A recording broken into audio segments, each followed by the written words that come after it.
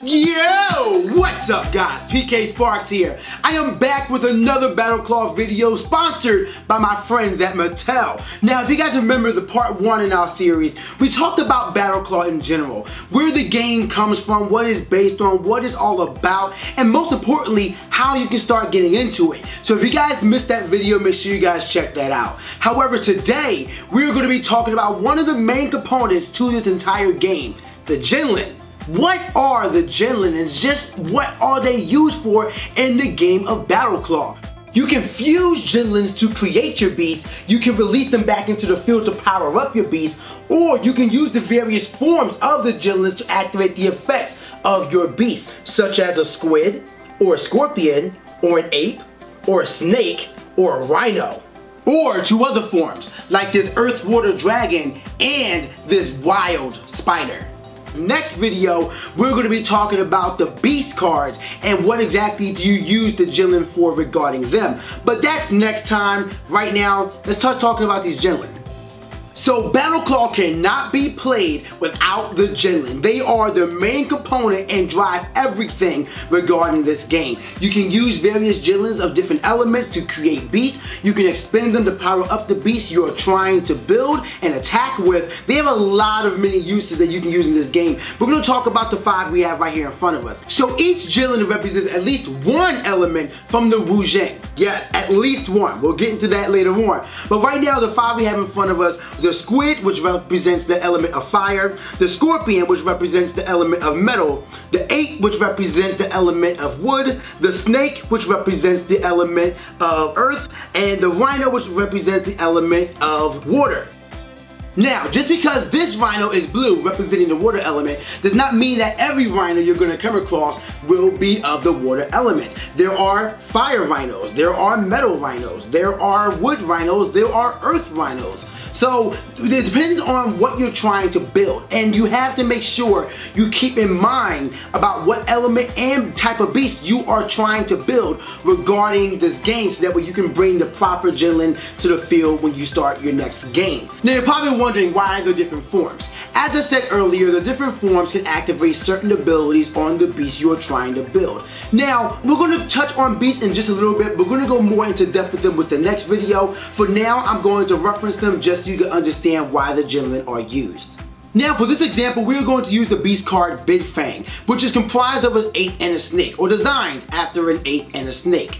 Now the way you want to use the Jinlin is by capturing them to build up the beast you have available. So let's take Big Fang being of the wood and water elements. So in this case, what we want to do is capture the 2 elements we have ready to go, our ape and our rhino being of the wood and water elements. However, you see that Big Fang is also made of an ape. So when we use an ape Jinlin to build Big Fang up, we can use his ability, which allows us to banish one Jinlin from the field and release it at the start of our next turn. So that's an effect we can use when we start using the required Jinlin to build up a beast. In this case, the effect requiring an ape. So when we capture an ape, we can not only use it to build 1/2 of our beast, we can also use the form of ape to use the effect.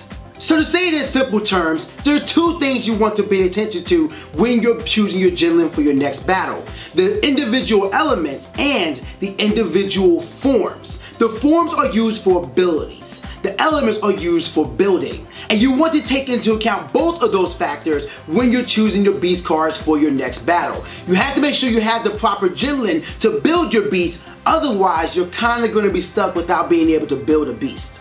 Now, going in just a little bit deeper, as I said earlier in the video, there are Jinlin that comprise of more than one element. Right here we have 3 examples of Jinlin who are comprised of 2 elements. As you can see, their models are designed with 2 colors in mind. We have the spider here that is comprised of the fire and metal element. We have the squid here who is comprised of the wood and metal elements. And we have the dragon comprised of the earth and water elements. Now there is a very specific rule we need to make sure you guys understand regarding dual element Jinlin.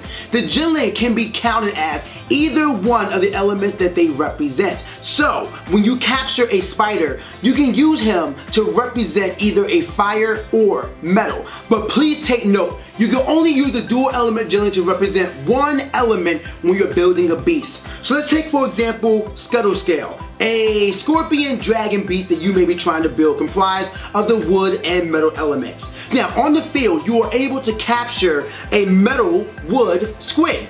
Now you can use him for either one of the elements. So when you capture him, you can have him either represent metal or you can have him represent wood. But he cannot count as metal as well. You would have to capture another Jinlin that represents or can represent the metal element to finish building that beast. Now you probably noticed a few of the keywords I used in that last segment. Specifically, capturing a Jinlin that can represent the metal element. Well, the reason why I say that specifically is because we have what's called the wild Jinlin.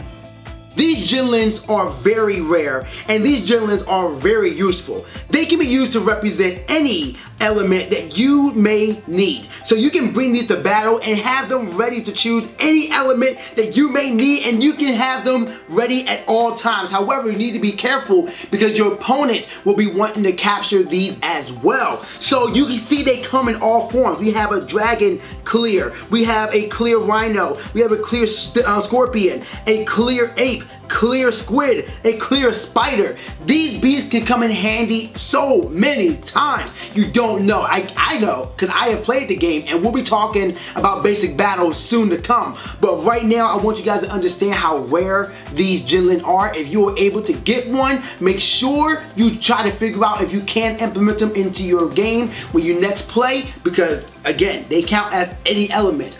All you have to do is capture them and they're there.